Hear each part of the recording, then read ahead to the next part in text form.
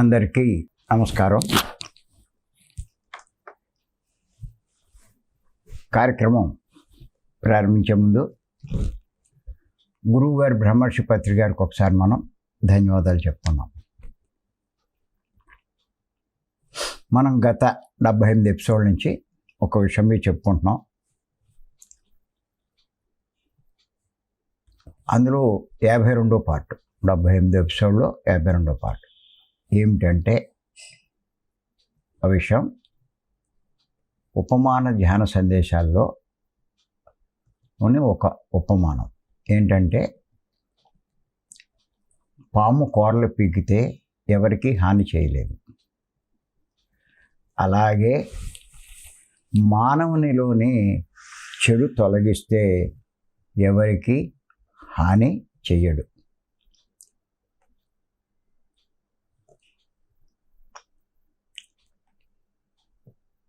ఎంచేతంటే మానవుల్లో చెడు ఉంటేనే మానవుడు చెడు చేస్తాడు, చెడు అంటే కష్టాలు అనుభవిస్తాడు. అంచేత ఏ మానవుడైనా సరే కష్టాలు ఉండకూడదు అంటే తనలో ఉన్న చెడును తొలగించుకునే ప్రయత్నం చెయ్యాలి.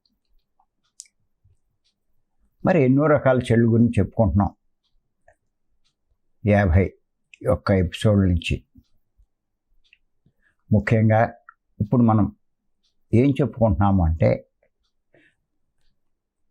ఒక చెడు లక్షణం అంటే అజ్ఞానం గురించి చెప్పుకుంటున్నాం. అజ్ఞానము అంటే తెలిసి కూడా ఆచరించకపోవడం, తెలిసి కూడా ఆచరించకపోవడం. ఎంచేతంటే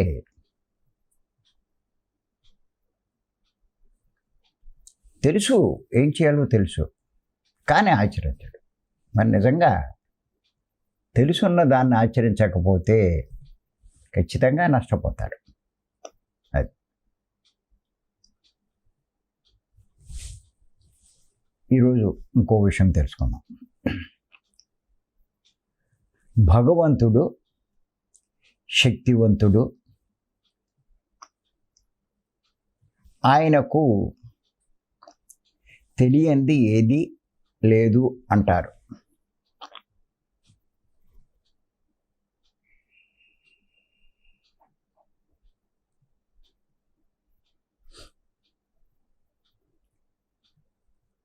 అలా అంటూ పాపాలు చేస్తూ ఉంటారు.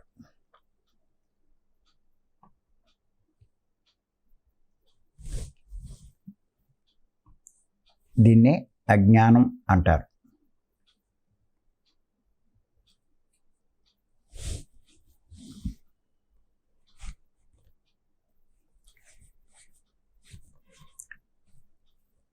భగవంతుడు శక్తివంతుడని అందరూ అంగీకరిస్తారు. ఆయనకి తెలియందంటూ ఏది లేదు అని కూడా అందరూ ఒప్పుకుంటారు. మరి మనం పాపాలు చేస్తే ఆయనకి తెలియవా?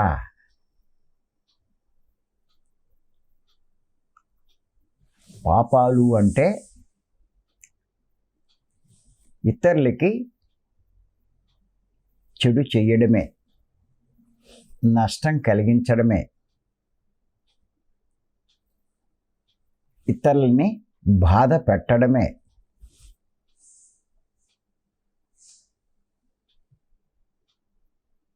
ఇతరులని అవమానించడమే, ఇతరులని విమర్శించడమే.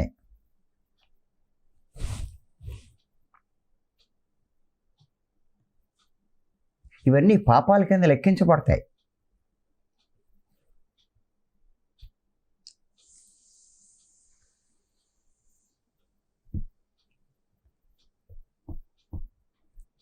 అంచేత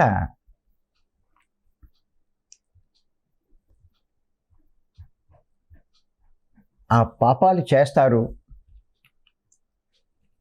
మళ్ళా గుడికెళ్ళో చర్చికెళ్ళో మసీదుకెళ్ళో ప్రార్థిస్తారు దేవుణ్ణి, ఏమని? నా పాపాలు క్షమించు అని.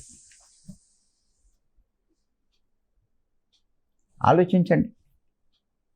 పాపాలు చేయడం ఎందుకు, మళ్ళా క్షమించమని భగవంతుణ్ణి ప్రార్థించడం ఎందుకు?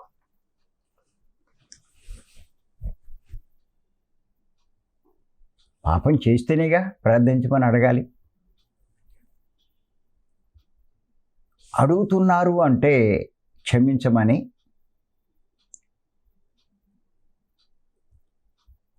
తనకు శిక్షలు పడతాయని భావిస్తున్నారు. అంటే కష్టాలు వస్తాయని భావిస్తున్నారు. మరి తెలిసి ఎందుకు చేస్తున్నారు?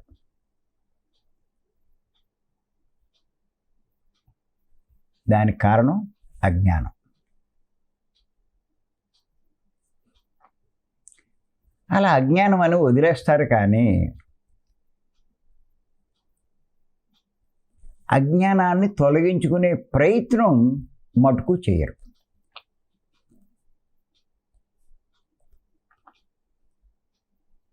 నిజంగా తెలుసున్న వాళ్ళు ఈ విషయాలు, భగవంతుడు శక్తివంతుడు అని తెలుసున్న వాళ్ళు, ఆయనకి తెలియదంటూ ఏది ఉండదు అని తెలుసున్న వాళ్ళు, పాపాలు క్షమించమని ఆయన్ని కోరేవాళ్ళు,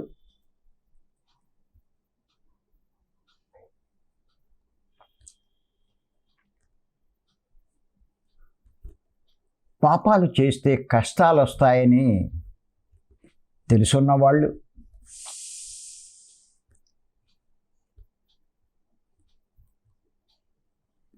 తెలుసుకోవాల్సిన విషయం ఏంటంటే, పాపాలు చేయడానికి ముఖ్య కారణం అజ్ఞానం. అందుచేత అజ్ఞానం తొలగించుకునే ప్రయత్నం ప్రతి ఒక్కళ్ళు చేయాలి.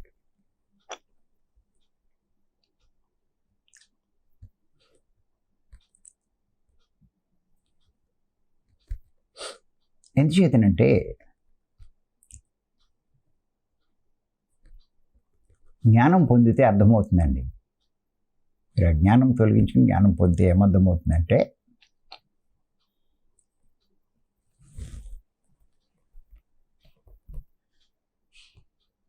ఆయన సృష్టిలో ఉన్న రూపాలన్నీ ఆయనవే. ఓ రకంగా చెప్పాలంటే, ఎవరికి నష్టం కలిగించినా, బాధ కలిగించినా భగవంతునికి బాధ కలిగించినట్లే. అది ఎవరికి అర్థమవుతుంది? జ్ఞానికి అర్థమవుతుంది, అజ్ఞానికి అర్థం కాదు.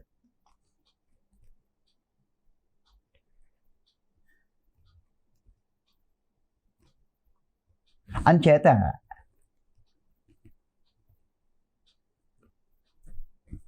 భగవంతుడంటే ఇష్టపడేవాళ్ళు భగవంతుడిని ఎందుకు హింసిస్తారు? వాడెవడో తనకు సంబంధం లేదు అన్నట్టుగా ప్రవర్తిస్తారు, కానీ వాడు నీలాంటి వాడే.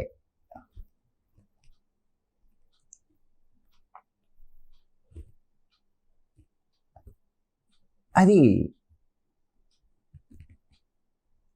తెలుసుకోవాలి, ఆ జ్ఞానం సంపాదించాలి. అప్పుడు నువ్వు తప్పులు పాపాలు చెయ్యవు. నీకు కష్టం ఎందుకు వస్తుంది?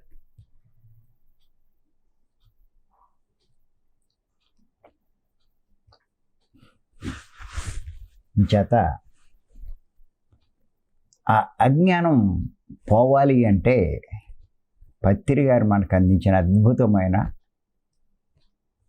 మార్గం శ్వాస మీద ధ్యాస.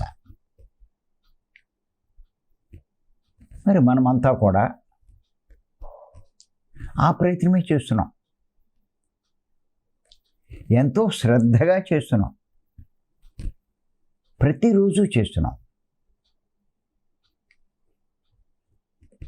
ప్రతి నెల భీమవరం వెళ్తున్నాం. ఎందుకు? తీవ్ర సాధన చేయడానికి. ఎందుకు? మనలో అజ్ఞానం తొలగించుకోవడానికి. ఎందుకు? పాపాలు చేయకుండా ఉండడానికి. ఎందుకు? కష్టాలు రాకుండా ఉండడానికి.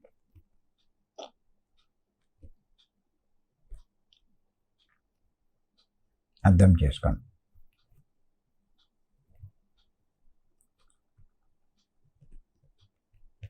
ఒకటే గుర్తుపెట్టుకోండి, కష్టాలు లేనివాడే డబ్బున్నా లేకపోయినా శాంతిగా, సంతోషంగా, సుఖంగా జీవించగలుగుతాడు.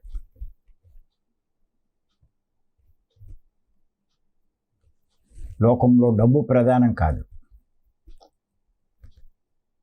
శాంతిగా జీవించడం ముఖ్యం.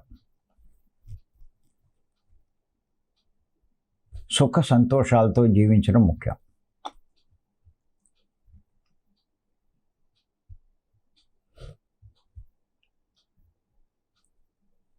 అంచేత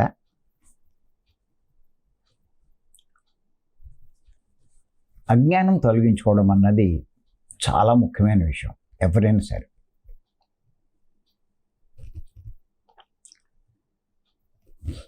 అలాగే భగవంతుని విషయంలో మరొక పాయింట్ తెలుసుకుందాం.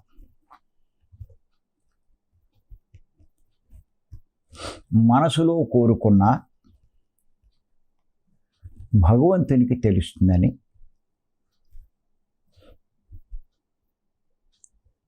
మనసులో కోరుకుంటూ ఉంటారు. అంటే గుడికి వెళ్ళినా,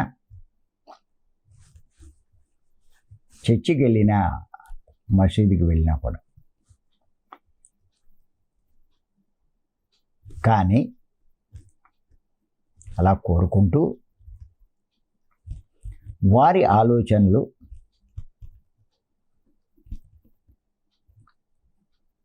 భావాలు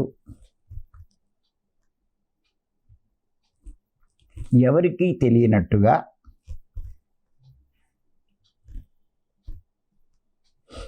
దుష్ట ఆలోచనలు, దుర్మార్గపు ఆలోచనలు చేస్తూ ఉండడం అజ్ఞానం.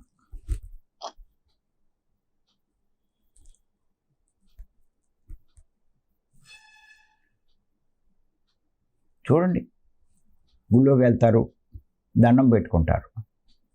తన కోరికలు పైకి చెప్తాడా? చెప్పడు, మనసులోనే అనుకుంటాడు. అంటే దాని అర్థం ఏంటి? తాను మనసులో అనుకున్నా కూడా భగవంతునికి తెలుస్తుంది. ఆయన అంత శక్తివంతుడు, తన మనసులో ఉన్నది కూడా తెలుసుకోగల శక్తివంతుడు అనే భావంతో మనసులో కోరుకుంటున్నాడు. మరి తన మనసులో అనుకున్నది తెలుసుకోగలిగినప్పుడు తన దుష్ట ఆలోచనలు, దుర్మార్గపు ఆలోచనలు, స్వార్థపూరితపు ఆలోచనలు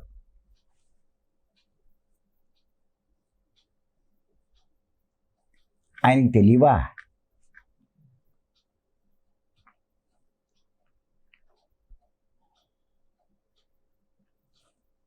మరి అలా ఎందుకు చేస్తున్నాడు అంటే దానికి కారణం అజ్ఞానం.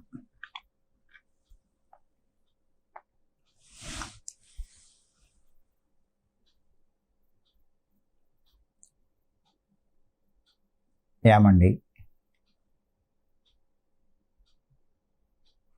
భగవంతుడు శిష్ట రక్షకుడే కాదు, దుష్ట శిక్షకుడు కూడా. గుర్తెట్టుకోండి, ఆయన దగ్గర రెండు ఉన్నాయి.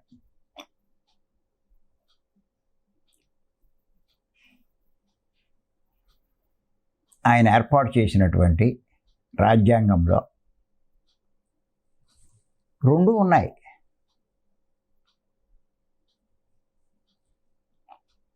ఈ సృష్టి నడపబడ్డానికి కొన్ని నియమాలు, సిద్ధాంతాలు, ధర్మాలు ఏర్పాటు చేశాడు.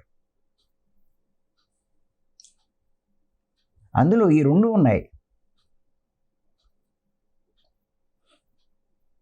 దుష్టులకు శిక్షలు పడతాయి,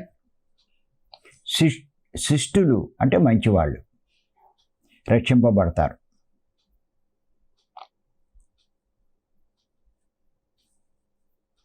దుష్టమైంది ఏదైనా సరే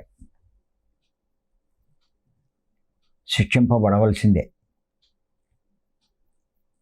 ఆ నియమం ప్రకారం జరిగిపోతూ ఉంటుంది.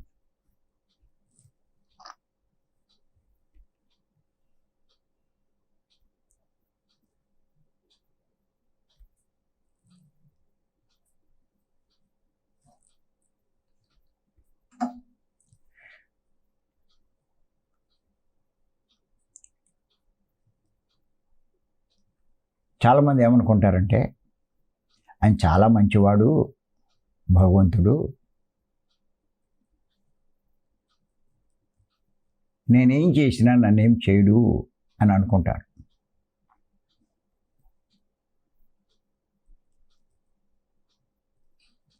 నువ్వేం చేసినా ఆయన ఏమి అండవు. కానీ నీ వల్ల ఎవరికి హాని జరిగినా ఆయన నియమాలు ఊరుకో. ఆయన ఏర్పాటు చేసిన నియమాలు అంగీకరించావు, దానికి తగ్గ శిక్ష అనుభవించాల్సిందే. సాటి మానవులకే కాదు, సాటి జీవులకు కూడా. అవి క్రిమి కీటకాలైనా సరే దానికి తగ్గ శిక్ష అనుభవించాల్సిందే. అందుకే ఇన్ని కష్టాలు వస్తున్నాయి మానవులకి.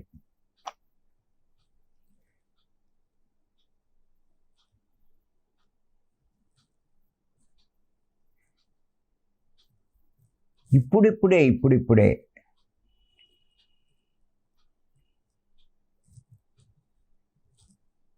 ఎంతోమంది జీవహింస మానేస్తున్నారు. పత్రి గారు మొదటి నుంచి చెప్తూనే ఉన్నారు, జీవహింస మహాపాపం అని.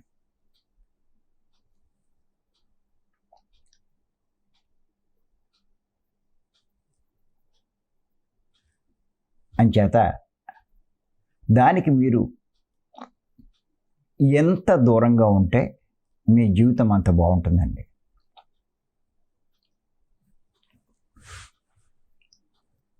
మనం చేసే దాన్ని బట్టే మన భవిష్యత్తు, మర్చిపోకూడదు ఇది. మరి అనంత శక్తి స్వరూపుడైన ఆ భగవంతుడు నువ్వు చేసే ప్రతి పని, నీ భావం కూడా రికార్డ్ అవుతూ ఉంటుంది. నీ మాట, నీ చేత, నీ భావం రికార్డ్ అవుతూ ఉంటుంది.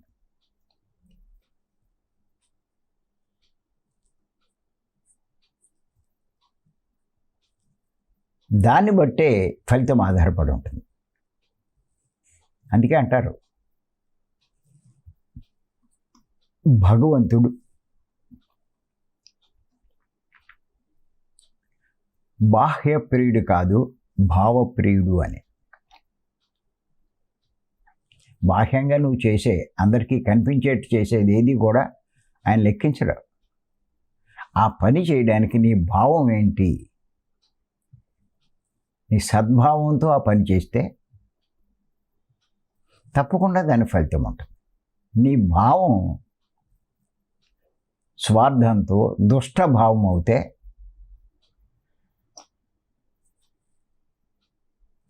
నువ్వు శిక్ష అనుభవిస్తావు తప్ప ఫలితం మటుకు ఏం కనిపించదు.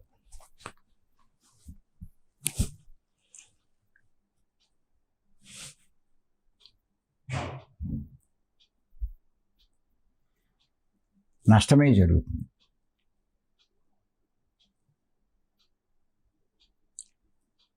అందుకే నేను చెప్తూ ఉంటాను, మీ క్లాసులకు వెళ్ళేటప్పుడు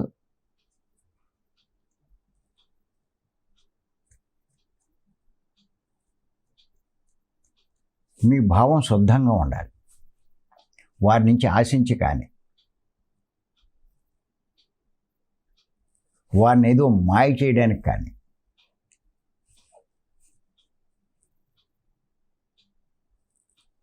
వారి ద్వారా ఏదైనా పొందుదామని కానీ, లాభం. చెప్పకండి అంటాను.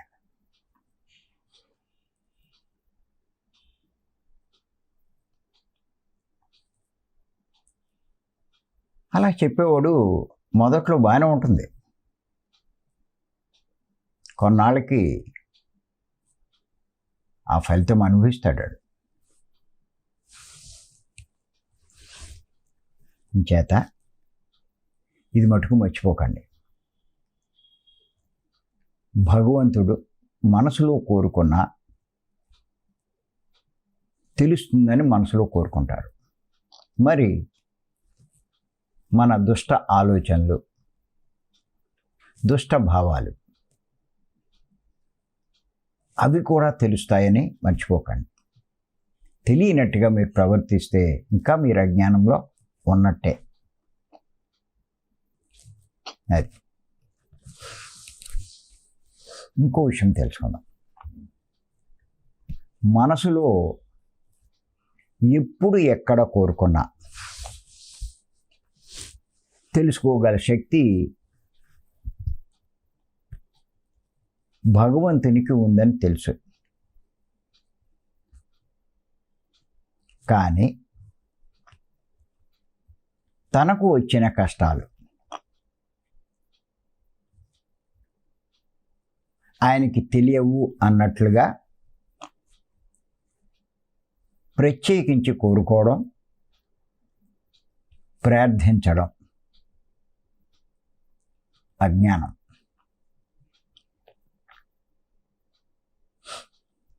అందుకే చూడండి,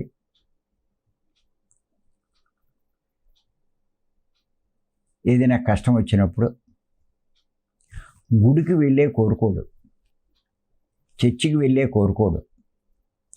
ఎప్పుడు ఎక్కడ కష్టం వచ్చినా, ఏ ప్రాంతంలో కష్టం వచ్చినా వెంటనే ప్రార్థిస్తాడు, స్వామి రక్షించండి, నువ్వే కాపాడాలంటాడు.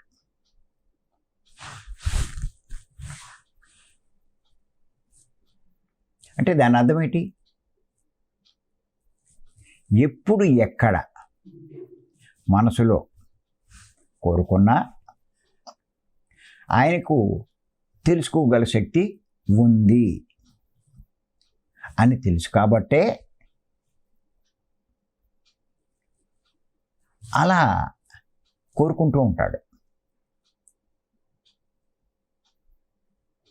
ఎడారిలో ఉన్న, అరణ్యాల్లో ఉన్న, ఏకాంత ప్రదేశంలో ఉన్న, ఎక్కడికి వెళ్ళినా కూడా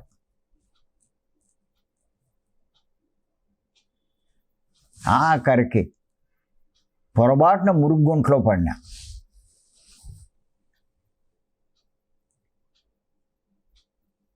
చాలామంది భగవంతుడు ఎక్కడ లేనైనా గుళ్ళోకే వెళ్ళాలా అంటే ఏమంటారంటే, గుడి అన్నది పవిత్రమైన ప్రదేశం అండి అని చెప్పంటారు. అంటే పవిత్రమైన ప్రదేశంలో కోరుకుంటేనే ఆయనకి తెలుస్తుంది అన్నట్టుగా చెప్తారు. గుడికే ఎందుకు వెళ్ళాలి అని అడిగితే, ఇలాగ అడిగారు ఒక పెద్ద పండితుడిని. ఎవరు ఆయన ఏమన్నాడంటే, గాలి అంతటా ఉంటుంది, నువ్వు ఫ్యాన్ కింద ఎందుకు కూర్చుంటావు అన్నాడు ఆయన.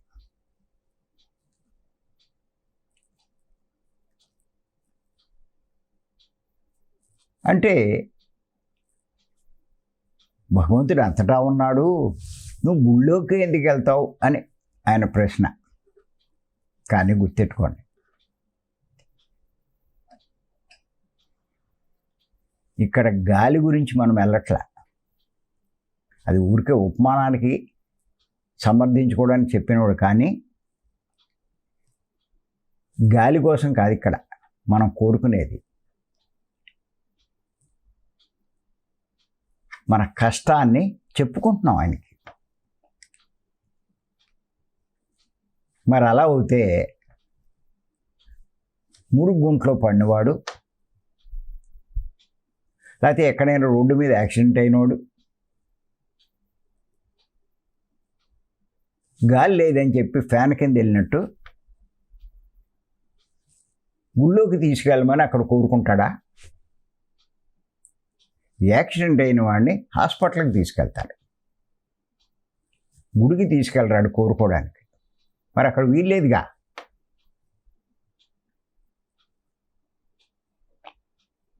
గుళ్ళోనే ఆయన పవర్ఫుల్గా ఉంటాడు, గుడి బయట ఆయన పవర్ తక్కువగా ఉంటుందా? ఎక్కడున్నా ఆయన ఒకటే, అంతటా సమానంగా వ్యాపించి ఉన్నాడు ఆయన. గుర్తుపెట్టుకోండి. బాత్రూంలో లెట్రిన్లో పడిపోతారు, కాలు ఇరిగింది. ఇప్పుడు ఎలా వాడు కోరుకోవాలంటే?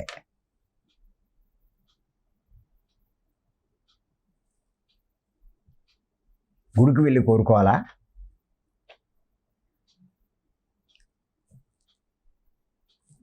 అలా భావించడం అజ్ఞానం.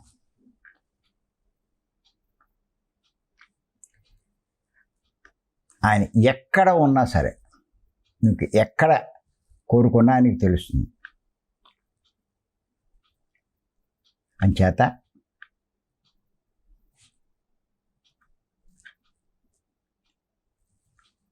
ఆయన కోరుకోవడానికి గుడికే వెళ్ళాలి, చర్చికే వెళ్ళాలి, మసీదుకే వెళ్ళాలి అనుకోవడం అన్నది అజ్ఞానం. అలాగే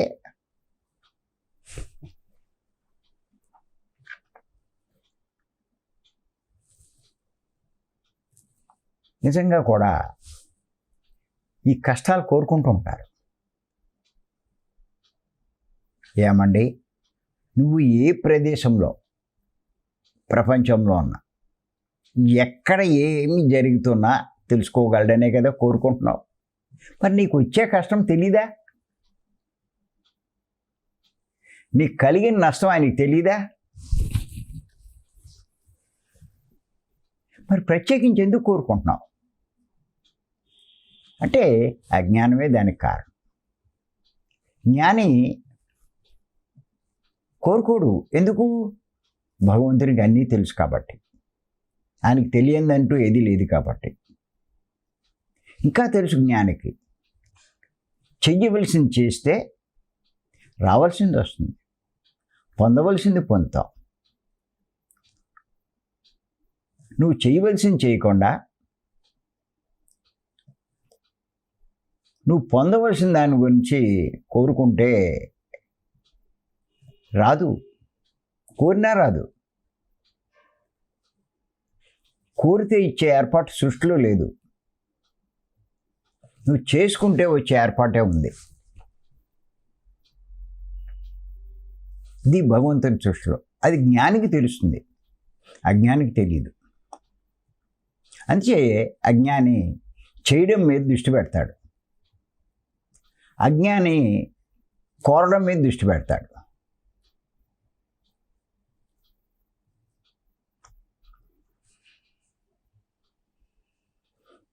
అంచేత గుర్తుపెట్టుకోండి, ఎన్నోసార్లు చెప్తున్నాను, మనకి సంకల్పాలు అవసరం లేదు, కోరుకోవడం అక్కర్లేదు, ఆశించక్కర్లా. దృష్టి ఎంతసేపు చేయవలసిన దాని మీద. ఆ పని చేస్తున్నాం మనం, సాధన చేస్తున్నాం, ఈ జ్ఞానం తెలుసుకుంటున్నాం, ఈ భగవంతుని మార్గంలో, ఆత్మ మార్గంలో సేవలు చేస్తున్నాం. రావాల్సింది ఎందుకు రాదండి? నువ్వు అడగాల, ఆశించాలా?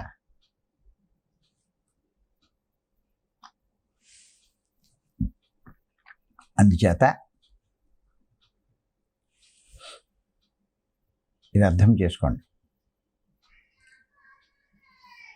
అజ్ఞానమే మనం తొలగించుకోగలిగితే అన్ని పనులు కూడా సవ్యంగా సరిగ్గా చేస్తాం. తెలిసినవన్నీ కూడా ఆచరిస్తూ ఉంటాం. జీవితంలో చాలా గొప్ప లాభాలు పొందగలుగుతాం.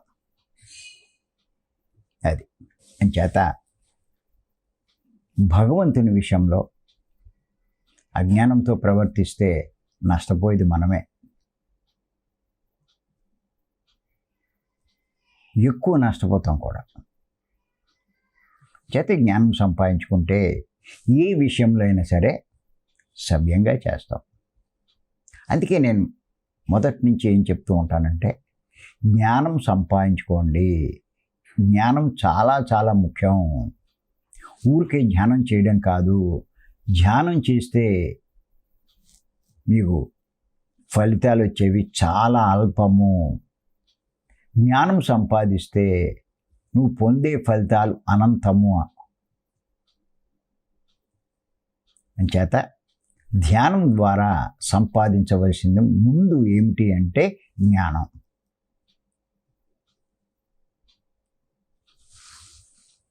మరి రేపు మరికొన్ని విషయాలు తెలుసుకుందాం.